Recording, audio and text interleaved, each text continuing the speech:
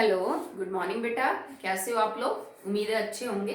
ठीक है, तो चलिए स्टार्ट करते हैं। आप 11th क्लास केमिस्ट्री हम अभी स्टार्ट कर रहे हैं एंड जो आपका टॉपिक है that is filling of orbitals in atom. किसी भी एटम के अंदर ऑर्बिटल्स के अंदर कैसे इलेक्ट्रॉन्स को भरे जाएंगे। ऑब्वियस सी बात है, filling of electrons in orbitals in an atom. Okay, last video में हमने एनर्जीज डिस्कस की कि किसी भी ऑर्बिटल की एनर्जी कम ज्यादा कैसे होती है। वो आज हमें काम आएगा कि एनर्जी पता करना दो ऑर्बिटल में से किसकी ज्यादा और किसकी कम है। ठीक है, जब एक मल्टी इलेक्ट्रॉन एटम होता है जिसके अंदर बहुत सारे इलेक्ट्रॉन होते हैं तो हमें पता है कि बहुत सारे इलेक्ट्रॉन्स को रखने के लिए हमें ऑर्बिटल चाहिए, क्योंकि ऑर्बिटल वो स्पेस है जहां पे इलेक्ट्रॉन के मिलने की प्रोबेबिलिटी 90% से ज्यादा है। क्लियर है? ठीक है, तो किस ऑर्बिटल में कितने इलेक्ट्रॉन पाए जाते हैं किसी भी एटम के अंदर, वो अब हम पता करेंगे कि कैसे पता करते हैं कि कौन सा ऑर्बिटल कितने इलेक्ट्रॉन जो है वो रखेगा। ठीक है, तो ये बेसिकली मतलब यूं समझ लीजिए कि 3 रूल्स के ऊपर बेस्ड है कि किस इलेक्ट्रॉन को किस ऑर्बिटल में रखना है। ये आप 3 चीजों से डिसाइड करते हैं by 3 rules. One is aufbau principle, one is Pauli's exclusion principle and one is Hund's rule of maximum multiplicity। एक चीज तुम पढ़ चुके हो जब मैंने आपको ऑर्बिटल क्वांटम नंबर पढ़ाए, पॉलीज एक्सक्लूजन प्रिंसिपल, तो वो चीज तो सेम है, हम जस्ट उसको रिपीट कर देंगे। 2 चीजें आपको नहीं पढ़नी है, Aufbau principal and Hund's rule, जो डिसाइड करते हैं, जो बताते हैं, जो एक्सप्लेन करते हैं कि इलेक्ट्रॉन्स को ऑर्बिटल में कैसे भरा जाता है। ठीक है, तो चलिए स्टार्ट करते हैं विद फर्स्ट अफबाउ प्रिंसिपल। अब ये जो है अफबाउ प्रिंसिपल क्या कहता है कि आपके पास डिफरेंट टाइप ऑफ ऑर्बिटल्स हैं। जैसे मान लो मुझे सोडियम के अंदर 11 इलेक्ट्रॉन भरने, बिकॉज सोडियम कैरीज इलेक्ट्रॉन। आपको 11 इलेक्ट्रॉन किसी एक ऑर्बिटल में तो आप भर नहीं सकते कि लाओ सारे के सारे 11 जो इलेक्ट्रॉन है वो आप एक ही ऑर्बिटल के अंदर भर देंगे, नॉट पॉसिबल। आपको डिफरेंट ऑर्बिटल्स लेने पड़ेंगे जिनमें ये इलेक्ट्रॉन भरे जाते हैं। तो पहले आप किस में इलेक्ट्रॉन डालेंगे, फिर किस में डालेंगे, फिर किस में डालेंगे, ये आप कैसे डिसाइड करोगे। तो अफबाउ प्रिंसिपल कहता है कि इलेक्ट्रॉन्स जब फिल किए जाएंगे तो इलेक्ट्रॉन्स आर फिल्ड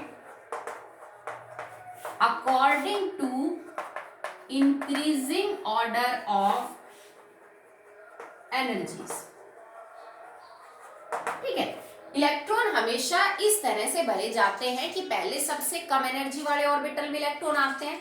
जब वो इलेक्ट्रॉन पूरा भर जाए, बिकॉज बेटा हर ऑर्बिटल के इलेक्ट्रॉन रखने का एक नंबर है जो आप जानते हो ऑलरेडी। ठीक है, जैसे p में 6 से ज्यादा नहीं हो सकते, s में 2 नहीं हो सकते, d में 10 से ज्यादा इलेक्ट्रॉन नहीं हो सकते। तो सबसे पहले आप अपने इलेक्ट्रॉन भरोगे उस ऑर्बिट में जिसकी एनर्जी कम है। जब वो पूरा भर जाए तब आप सेकेंड हाईएस्ट जिसकी यूं समझ लीजिए कि मतलब उससे ज्यादा जिसकी एनर्जी है उसमें आप करोगे, फिर उससे ज्यादा एनर्जी, फिर उससे ज्यादा जो एनर्जी है। तो इस तरह से आपको इलेक्ट्रॉन्स भरने हैं, starting from the lowest energy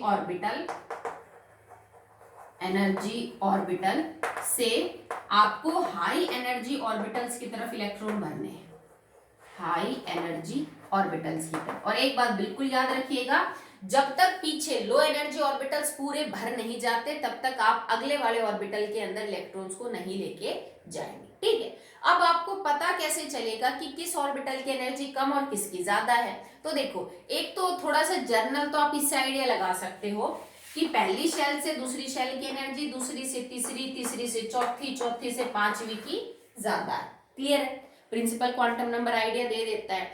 अगर आप और भी डीप में जा रहे हो, जैसे 1s 2s 2p 3s 3p 3d 4s 4p 4d 4f, इनकी एनर्जी निकालने के लिए हमने एक रूल किया था दैट इज n+l रूल, जिसको हम बॉहर बरी रूल भी बोलते हैं।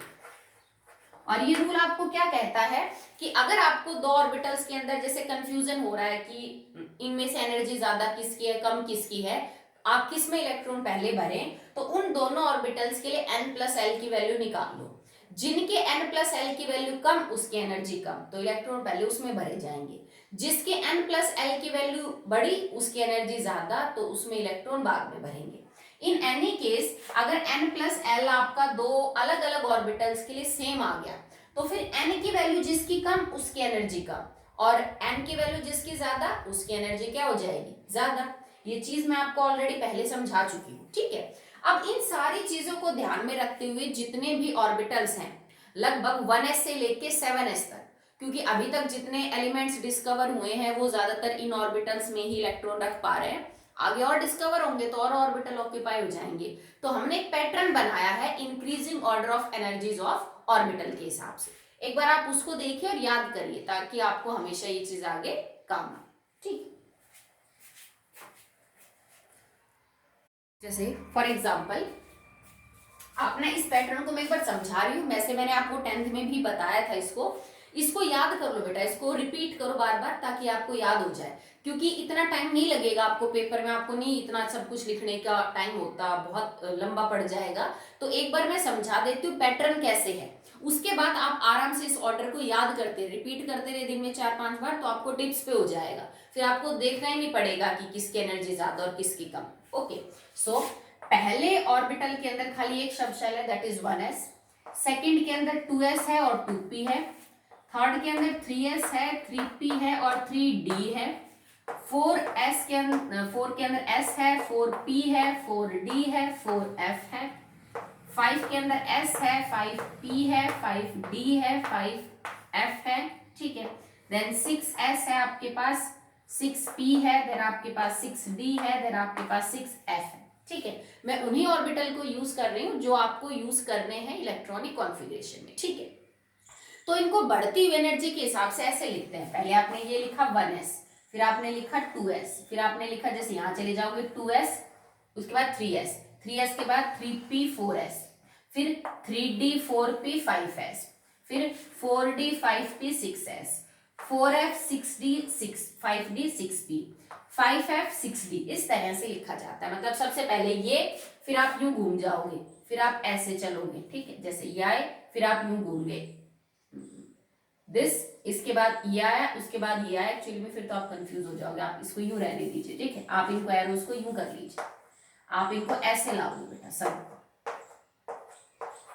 ठीक है। मतलब सबसे पहले 1s, 1s के बाद फिर पीछे से स्टार्ट कर दो 2s, 2s के बाद फिर पीछे से स्टार्ट कर दो 2p 3s, 3s के बाद फिर पीछे से स्टार्ट कर दो 3p 4s, फिर 3d 4p 5s, फिर 4d 5p 6s, फिर 4f 5d 6p, इस तरह से। और अपने आप ये जो आपके ऑर्बिटल्स है they are arrange in the increasing order of energy. Check कर लेते हैं, देखो सबसे कम एनर्जी 1s की, 1s से ज्यादा 2s, 2s से ज्यादा 2p, उसके बाद 3s, उसके बाद 3p, यहां तक लिख दिया मैंने। अब 3p से बड़ी किसकी है, 4s की। 4s के बाद किसका नंबर आएगा, देखो 4s के बाद मैं पीछे से स्टार्ट करूंगी 3d की, 3d से ज्यादा है 4p की, 4p से ज्यादा है 5s की, 5s के बाद किसका नंबर आएगा, 4d का, 4d के बाद 5p की, 5p के बाद 6s की। अब 6s के बाद किसका नंबर आएगा, 4f का, उसके बाद आ जाएगा 5d और उसके बाद आ जाएगा 6p, और आप सो ऑन ऐसे ही करते रहोगे, ठीक है। ये तो बहुत है, इतना भी अगर आप ध्यान कर लो तो बहुत है, क्योंकि ज्यादातर जो एटॉमिक नंबर डिस्कवर हुए हैं वो इन ऑर्बिटल्स तक ही अपने इलेक्ट्रॉन जो है वो फिल कर पाते हैं, ठीक है। ये रेगुलर नहीं है, इस बात को बिल्कुल ध्यान रखना। मैंने ऐसा बिल्कुल नहीं किया है कि मैं 1-1 के सारे ऑर्बिटल एक साथ ले, 2-2 के सारे 3 के साथ 4, नहीं, बिल्कुल भी नहीं है। देखो 1s है, 2s 2p, ठीक है, 3s 3p, फिर बीच में 4s आ गया, 3d आ गया, फिर 4p 5s बीच में आ गया, फिर 4d 5p बीच में आ गया, 6s। तो मतलब ऐसा कुछ रेगुलर नहीं है कि मैंने 1 वाले सारे साथ लिख दिए, 2 वाले सारे साथ, 3 वाले 4, नहीं बेटा। इंक्रीजिंग ऑर्डर ऑफ एनर्जी के हिसाब से प्रिंसिपल क्वांटम नंबर कई बार किसी छोटे, मतलब किसी ऑर्बिट का छोटा भी हो सकता है, पर फिर भी उसकी एनर्जी ज्यादा हो सकती है। जैसे मैंने क्या लिखा है कि 3p की एनर्जी ज्यादा और 4s की कम है। अब तुम कहोगे मैडम शेल तो ये चौथी है और ये तो तीसरी है, फिर चौथी शेल की तो एनर्जी ज्यादा है। तो बेटा यहाँ पे ना आप n+l रूल यूज करो। देखो 4s के लिए और 3d के लिए मैं n+l लिखूं, n 4+l 0, 3+d की वैल्यू 2, तो इसका आंसर 5 है और इसका आंसर 4 है। तो n+l इसका बड़ा है ना, तो इसकी एनर्जी बड़ी होगी 3d की, ठीक है। जैसे आगे चेक करते हैं 4p और 5s में से, तो चलो आप कह सकते हो मैडम इसका 5th ऑर्बिटल है। जैसे ये है 5p और, पर इसमें भी रेगुलर ही हो रहा है, चेक, ये देखो 4f की एनर्जी ज्यादा है और 5d की नहीं, 5d की इसमें तो ज्यादा हो रही है 4f, ये वाला चेक कर लेते हैं कि 6s से ज्यादा 4f की है। ठीक है भाई, 4f ये तो फोर्थ ऑर्बिटल है, वो तो छठे ऑर्बिटल है, चौथे से तो छठे की एनर्जी ज्यादा मिलनी चाहिए ना।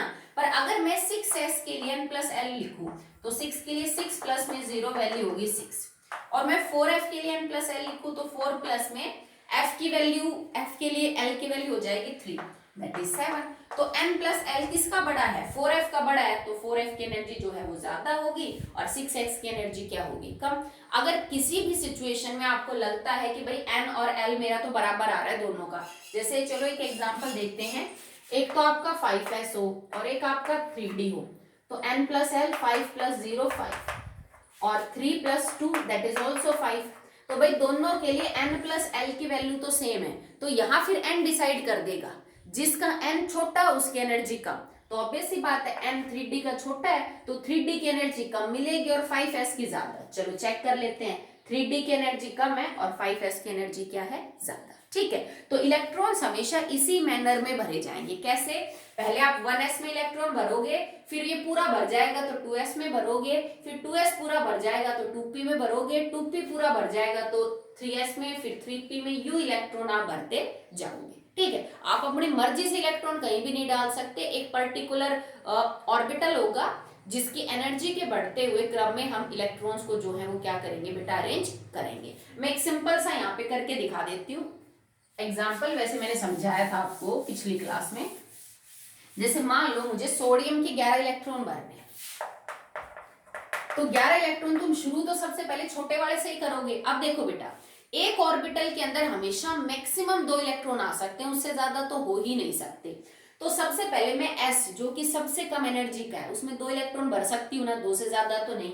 तो इसको आप लिखोगे कैसे, इलेक्ट्रॉनिक कॉन्फ़िगरेशन लिखने का पैटर्न ये होता है NLX। सबसे पहले आप प्रिंसिपल क्वांटम नंबर लिखो ऑर्बिटल का, L का मतलब होता है आप उस शेल का सिंबल लिखो, S है कि P है कि D है कि F है, और X का मतलब जो जितने इलेक्ट्रॉन उस ऑर्बिटल में वो ऊपर नंबर लिख दो। तो ऐसे हम असाइन करते हैं कि किसी ऑर्बिटल में कितने इलेक्ट्रॉन है। तो देखो 1 S और 2, पहला प्रिंसिपल क्वांटम नंबर 1, सब शेल है S और इसके अंदर इलेक्ट्रॉन कितने हैं, 2, क्योंकि S के अंदर 2 ही हो सकते हैं। अब 2s में भी 2 ही हो सकते हैं। ठीक है, तो आगे लिखा मैंने 2s और 2। ओके, अब 2p, p में बेटा 3 ऑर्बिटल होते हैं, px py pz। अगर तीनों ऑर्बिटल 2-2 इलेक्ट्रॉन रखेंगे तो टोटल 2p के अंदर कितने हो सकते हैं, 6। तो मैंने भर दिए 2p 6, मुझे 11 इलेक्ट्रॉन हो तब तक भरने। अब इसके बाद किसका नंबर है, 3s का, पर मैंने इलेक्ट्रॉन कितने भर दिए, 6 और 2 8 और 2 10, मेरा तो इलेक्ट्रॉन एक ही बचा हुआ है, तो वो एक इलेक्ट्रॉन किस में आ जाएगा, 3s1 में। तो दिस इज द कॉन्फ़िगरेशन। तो सोडियम की क्या होगी, it is 1s2 2s2 2p6 and 3s1। इसका मतलब सोडियम का जो आखिरी इलेक्ट्रॉन है जिसको हम वैलेंस इलेक्ट्रॉन बोलते हैं वो थर्ड शेल में है, बिल्कुल है, बिकॉज इट इज 281, और वो 1 इलेक्ट्रॉन भी कौन सी सब शेल में है, दैट इज s, क्योंकि 3 के अंदर तो 3s भी है, 3p भी है और 3d भी है। बट हमें ये पता करना है कि सोडियम का वो इलेक्ट्रॉन तीसरी शेल में कहाँ है, तो आप कहोगे वो s सब शेल के अंदर प्रेजेंट है। आई होप आपको क्लियर है। चलिए अब इतना हो चुका है। अब सेकंड जो रूल है बेटा वो के बाद, that is Pauli's exclusion principal.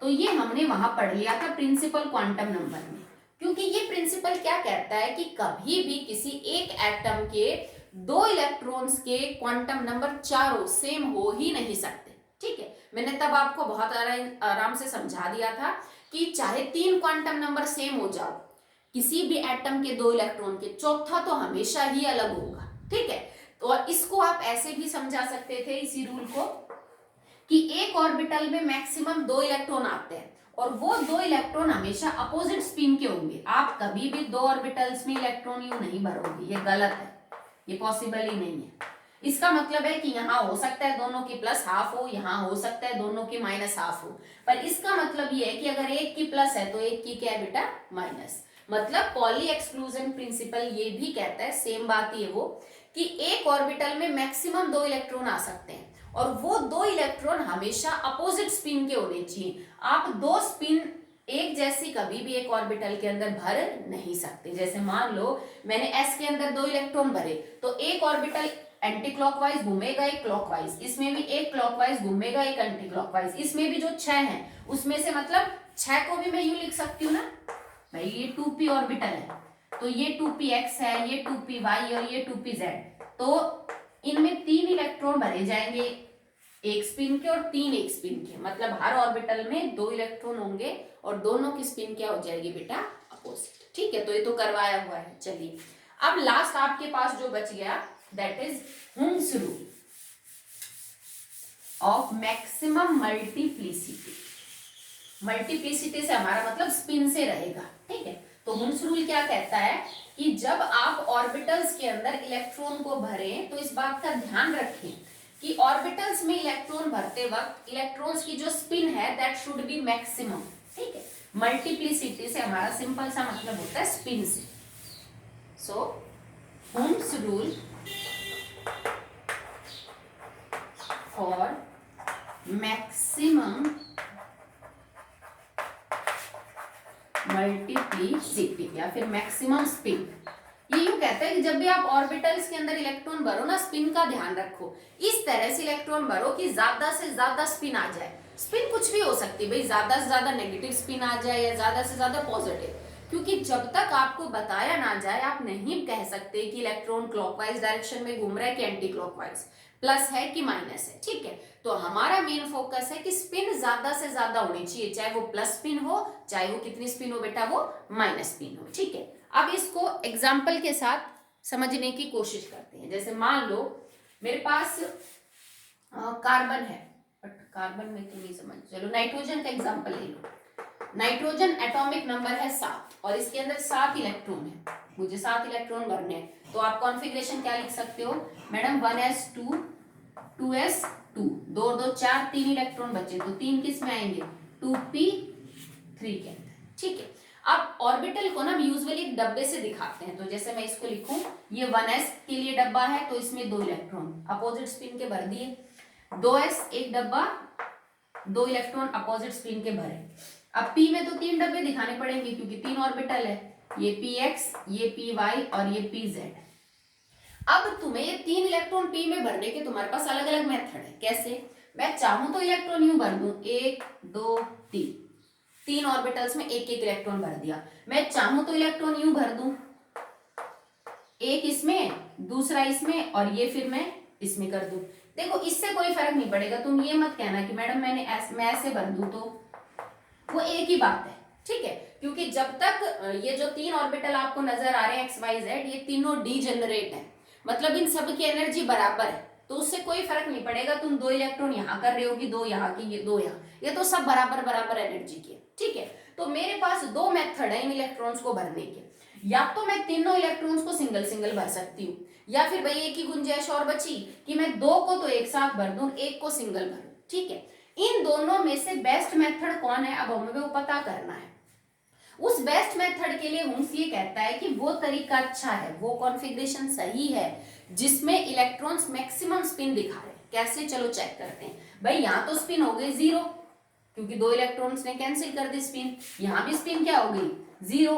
अब ये 3 इलेक्ट्रॉन तीनों अलग अलग स्पिन के, चाहे ये तीनों पॉजिटिव हो चाहे ये तीनों नेगेटिव हो। अगर मान लो मैं इन तीनों की पॉजिटिव हाफ मानती हूँ, तो तीनों को जोड़ के मेरा आंसर आ गया पॉजिटिव 1 और 1/2। ठीक है, मतलब 1.5 स्पिन हो गई आपकी। यहां अगर मैं देखूं तो इन दोनों ने तो अपनी स्पिन को कैंसिल कर दिया, तो इसका आंसर तो 0 हो गया। इसमें स्पिन सिर्फ इस एक इलेक्ट्रॉन की वजह से, दैट इज +½ तो अगर तुम ये पैटर्न यूज करोगे तो तुम्हारी स्पिन +½ होगी। अगर तुम ये पैटर्न यूज करोगे तो तुम्हारी स्पिन 1.5 होगी, 1 +½ तो मतलब यहाँ 1.5 स्पिन है, यहाँ आधी स्पिन है, तो 1.5 वाली स्पिन जो है वो बेटर ऑप्शन है कॉन्फ़िगरेशन के हिसाब से बजाय इसके। तो हुम्स रूल ये कहता है, आप इस चीज को भी यूं समझिए कि पहले जो इलेक्ट्रॉन्स है, इलेक्ट्रॉन्स आर फर्स्ट filled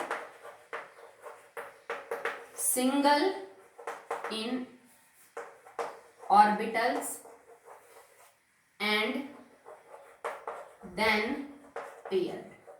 ये भी कहता है, एक ही बात है कि पहले आप ऑर्बिटल्स में जितने भी ऑर्बिटल है, मान लीजिए आपके पास 3 है तो 5 है तो 7 है, इलेक्ट्रॉन्स यूं नहीं भरे जाएंगे कि मैडम मैं पहले पी में यहाँ 2 ले आऊं। जैसे आप इलेक्ट्रॉन्स को यूं नहीं भर सकते बेटा, नाइट्रोजन के केस में पी के 3 इलेक्ट्रॉन है तो ये नहीं पहले 2 भर दिए फिर 1, या मान लो मुझे फ्लोरीन के केस में 5 इलेक्ट्रॉन भरने पड़े, या चलो इसको भी छोड़ो, आप ऑक्सीजन का केस में, अगर मैं ऑक्सीजन की बात करूं तो कॉन्फ़िगरेशन होगी 1s2 2s2 एंड 2 2 4 और 2p4। तो p में 4 इलेक्ट्रॉन का मतलब ये नहीं है कि 2 यहां भर दिए और 2 यहां भर दिए, ये गलत है तरीका, ठीक है।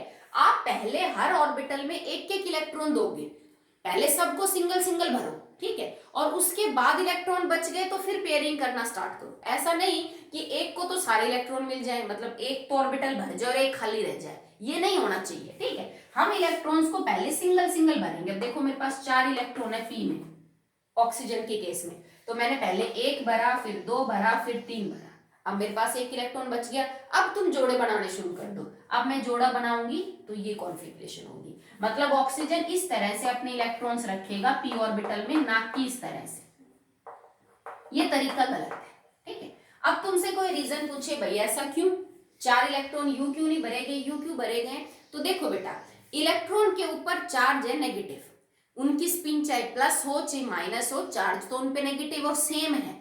एक ऑर्बिटल में जब 2 इलेक्ट्रॉन जिनके ऊपर चार्ज सेम है वो रहेंगे तो वो एक दूसरे को रिपेल करेंगे। रिपल्शन हमेशा चीजों को अनस्टेबल बनाती है, समझ रहे हो आप, ठीक है। तो हमें इस रिपल्शन को कम से कम करना है। भाई ऑर्बिटल्स में इलेक्ट्रॉन को तो भरना ही भरना है, तो इसमें तो कोई शक ही नहीं है, वो रिपल्शन तो हमको फेस करनी पड़ेगी। पर हम कुछ ऐसा तरीका भी तो अपना सकते हैं ना कि ये जो रिपल्शन फेस हो रही है थोड़ी कम हो जाए, ज्यादा रिपल्शन ना, ठीक है। तो अब इन दोनों में चेक करिए, अगर आपने सेम स्पिन अपोजिट स्पिन के 2 इलेक्ट्रॉन यहां पर रखे और अपोजिट स्पिन के 2 इलेक्ट्रॉन आपने यहां पर रखे, ठीक है, इसमें हमने क्या किया कि मैंने सेम स्पिन के 2 इलेक्ट्रॉन्स को अलग अलग ऑर्बिटल में रखा। तो बेटा ये एक फैक्ट है कि अगर आप सेम स्पिन के 2 इलेक्ट्रॉन्स को आप अलग अलग ऑर्बिटल में रखते हो तो उनमें रिपल्शन कम होती है, बजाय कि अगर आप अपोजिट स्पिन के जो इलेक्ट्रॉन्स हैं उनको सेम ऑर्बिटल के अंदर रखते हैं। ओके, सो अगर आपने 2 सेम स्पिन के इलेक्ट्रॉन अपोजिट अलग अलग ऑर्बिटल में रख रखे हैं तो इनमें रिपल्शन कम होती है, बजाय कि आप एक ही ऑर्बिटल के अंदर 2 इलेक्ट्रॉन रखे जिनकी स्पिन अपोजिट है। समझ रहे हो भाई, 2 ऑर्बिटल है तो 2 अलग अलग जगह में इलेक्ट्रॉन है, मैंने थोड़ा दूर कर दिया तो रिपल्शन कम होगी। यहाँ तो आपने एक ही ऑर्बिटल में 2 इलेक्ट्रॉन्स को डाल दिया तो उनमें रिपल्शन क्या होगी बेटा, ज्यादा। तो बस रिपल्शन को कम करने के चक्कर में हम ये पैटर्न फॉलो करते हैं, ना कि, ठीक है। तो बात समझ आई। अब हम जो आगे टॉपिक करेंगे जिसमें हम इलेक्ट्रॉन्स को भरना सीखेंगे, कॉन्फ़िगरेशन लिखना सीखेंगे किसी भी एलिमेंट के लिए, तो उनमें इन्हीं तीनों रूल को याद रखना है बस। इलेक्ट्रॉन्स पहले कम एनर्जी वाले में, फिर ज्यादा और फिर ज्यादा वाले में भरने हैं। एक ऑर्बिटल में कभी भी 2 इलेक्ट्रॉन से ज्यादा भरने नहीं है और वो दोनों अपोजिट स्पिन के होने चाहिए। तीसरा, इलेक्ट्रॉन्स इस हिसाब से भरने हैं कि पहले हर ऑर्बिटल को सिंगल सिंगल इलेक्ट्रॉन, हर ऑर्बिटल का मतलब ये नहीं कि ऐसे भरने लग जाओ 1s1 2s1, नहीं, एक ही सब शेल के जो अलग अलग ऑर्बिटल है क्योंकि उनकी एनर्जी बराबर है, जैसे p के 3 ऑर्बिटल्स, जैसे d के 5 ऑर्बिटल, ठीक है, f के 7 ऑर्बिटल, ठीक है, इनकी एनर्जी बराबर है तो इनमें इलेक्ट्रॉन पहले सिंगल सिंगल भरे जाएंगे फिर पेयरिंग होगी। जो s के तुम्हें 2 इलेक्ट्रॉन नजर आते हैं ना, जैसे मैं भरूं s में तो तुम लिख तो ये देते हो 1s2, पर इसमें भी पहले एक इलेक्ट्रॉन भरा जाता है फिर दूसरा आएगा, एक साथ दोनों नहीं आएंगे बेटा, ठीक है। तो ये 3 रूल ध्यान रखोगे तो it is very easy to write the configuration of any element, ठीक है। चलिए स्टार्ट करते हैं। सबसे पहले सबसे सिंपल से कॉन्फ़िगरेशन लिखना, तो पैटर्न मैंने समझा दिया ना, इट इज NLX। इसका मतलब क्या है, number of principal quantum number, subshell कौन सी है और उसके अंदर इलेक्ट्रॉन कौन से है, ठीक है। तो चलिए लिखते हैं सबसे पहले एटॉमिक नंबर, उससे इलेक्ट्रॉन पता कर लेना आप, ठीक है। और यहाँ मेरा चलो सिंबल साथ साथ लिख देंगे। फर्स्ट एटॉमिक नंबर हाइड्रोजन का है, second helium, lithium, beryllium, boron, carbon. पहले इनका कर लेते हैं। और एटॉमिक नंबर डायरेक्ट तुम्हें नंबर ऑफ इलेक्ट्रॉन बता देता है क्योंकि भरने तो बेटा इलेक्ट्रॉन ही है। तो 1 इलेक्ट्रॉन 2 3 4 5 6, तो पैटर्न याद हुआ भी, 1s2 2s2 2p6 3s2 3p, इसी तरह भरेंगे। तो इसमें तो एक इलेक्ट्रॉन है, तो एक इलेक्ट्रॉन तो सबसे कम एनर्जी वाले शेल में जाएगा, it is 1s1, simple. Helium के अंदर 2 इलेक्ट्रॉन है, 1s2। लिथियम में 3 है, तो पहले 1s को पूरा भरेंगे, फिर अगर एक इलेक्ट्रॉन बच गया तो भाई आगे वाली शेल में चला जाएगा, तो 2s2 1। अब तुमसे कोई ये पूछे बेटा लिथियम की के जो वैलेंस इलेक्ट्रॉन है वो कितने, तो तुम कहोगे मैडम 1, क्योंकि ये ऑर्बिटल तो भरा हुआ है। कौन सा पीरियड का है लिथियम, सेकंड का, क्योंकि उसकी आखिरी शेल सेकंड है। सब शेल कौन सी है, s। तो जो एक इलेक्ट्रॉन लिथियम का वैलेंस है वो सेकंड शेल के s ऑर्बिटल में पाया जाता है, ठीक है। Next beryllium, 1s2 2s2। अब 1s भी भर गया, 2s भी भर गया, तो आगे कौन सी शेल है, 2p। Now 1s2 2s2 2p1। Now carbon is 1s2 2s2 2p2। अब 2p2 देखो, अब इनको तो तुम भर ही लोगे, p के अंदर बोरोन में एक इलेक्ट्रॉन यहाँ आएगा, ठीक है। कार्बन के अंदर वो दूसरा यहाँ नहीं भरना, यहाँ भरा जाएगा, क्योंकि हुम्स रूल क्या कहता है कि एक ऑर्बिटल में पहले आप सिंगल सिंगल भरो। तो ये कॉन्फ़िगरेशन हो जाएगी किसकी बेटा, कार्बन की, और ये हो जाएगी किसकी, बोरोन की, ठीक है। जैसे आप सबकी कॉन्फ़िगरेशन लिख सकते हो भाई, 1s1 1s2 1s2 और 2s1 1s2 2s2। अब मैंने पीछे के नहीं लिखे, आप इसको चलो पूरा ही लिख लीजिए, 1s2 2s2 और 2p1, ठीक है। And it is 1s2 2s2 and 2p2, ठीक है। सारे रूल फॉलो कर रहे हैं, उसी हिसाब से हम भर रहे हैं। नेक्स्ट देखिए, अब यहां तो आपने कर लिया एटॉमिक नंबर 6 तक। ये सब आप अपनी फेयर कॉपी में करना, मतलब यूं समझ लो बेटा, इनऑर्गेनिक केमिस्ट्री का तो बेस है, उसका तो हार्ट है electronic configuration, periodic table, atomic number, mass. आगे आपको पूरी 11th और पूरी 12th केमिस्ट्री में ये चीज काम आनी है। कॉन्फ़िगरेशन तो बहुत सारी चीजें बताती है, जैसे तुम्हारे आइडेंटिफिकेशन में तुम्हारा नाम, तुम्हारा गांव, तुम्हारी क्लास, स्कूल, तुम्हारे पापा का नाम इंपॉर्टेंट है ना, तुम तक पहुंचने के लिए इन सारी चीजों का पता होना चाहिए ना।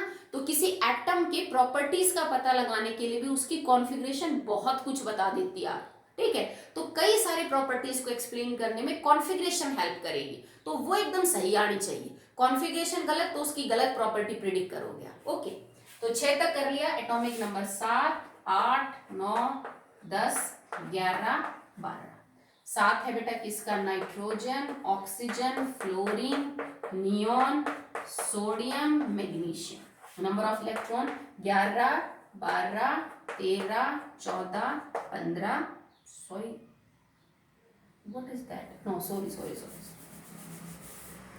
7 8 9 10 11 and okay. So this is the number of electron. अब मैं जो ऑर्बिटल बनाऊंगी वो सिर्फ वैलेंस वाले बनाऊंगी, आगे क्या आप बना लेना, जैसे 1s2 2s2 बार बार नहीं बनाएंगे तो भर गए, तो मैं पीछे के बना दूंगी। तो यहाँ कॉन्फ़िगरेशन क्या हो जाएगी, 7 इलेक्ट्रॉन है ना, तो 1s2 2s2 एंड 2p3, 3 और 2 5 और 2 7। अब 1s2 2s2 तो पूरा भरा हुआ होगा, p के 3 इलेक्ट्रॉन आप ऐसे भरेंगे। नेक्स्ट 8 1s2 2s2 2p4, तो p के अब आपने 3 इलेक्ट्रॉन सिंगल सिंगल भरे, चौथा पेयर कर दो, 1s2 2s2 2p5। अब एक ऑर्बिटल को और पेयर कर दो, ठीक है, 1s2 2s2 2p6, मतलब तुम्हारा p ऑर्बिटल पूरा भर गया, ठीक है। अब देखो नोबल गैस है ना, तभी तो इनर्ट है कि सारे के सारे शब्द शेल शेल सब भरी हुई है, ऑक्टेट वगैरह पूरा करने की कोई जरूरत ही नहीं है। पहली वाली शेल में 2 है और दूसरी वाले में 6 और 2 8 है, octet is complete. Sodium 1s2 2s2 2p6। अब यहां तक तो 10 इलेक्ट्रॉन ही हुए, तो इससे आगे वाली शेल कौन सी है, इंक्रीजिंग ऑर्डर में 3s, तो एक इलेक्ट्रॉन उसमें। अब मैं 3 ऑर्बिटल नहीं बनाऊंगी क्योंकि तो तीनों भरे हुए, इसमें 2 इसमें 2 इसमें 6, और 3s के अंदर इलेक्ट्रॉन क्या है, 1, magnesium 1s2 2s2 2p6 3s2। तो यहाँ पे s के अंदर कितने इलेक्ट्रॉन हैं, 2। क्लियर आपको, चलिए नेक्स्ट आगे एटॉमिक नंबर करते हैं।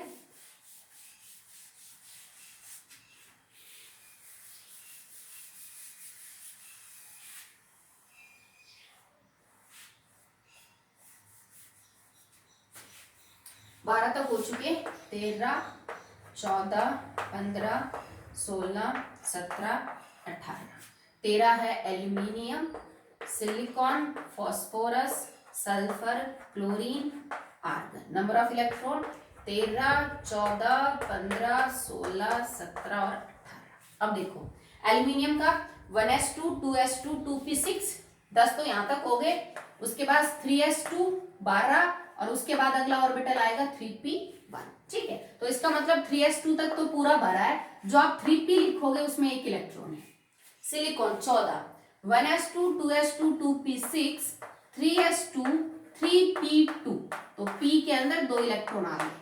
सिर्फ मैं बैलेंस दिखा रही हूं, बाकी आप कर सकते हो। Phosphorus 15, 1s2, 2s2, 2p6, 3s2, 3p3, मतलब नाइट्रोजन जैसी ही है, p के अंदर 3 आ गए क्योंकि उसी के ग्रुप का मेंबर है। Sulphur 1s2, 2s2, 2p6, 3s2, 3p4। आप बेटा इलेक्ट्रॉन काउंट कर सकते हैं, हम 16 ही भर रहे हैं। देखो 2 2 4 और 6 10, 2 12 और 4 16। ठीक है, अब p के अंदर 4 आ गए तो हम सूल को फॉलो करेंगे 1 2 3 एंड देन 4।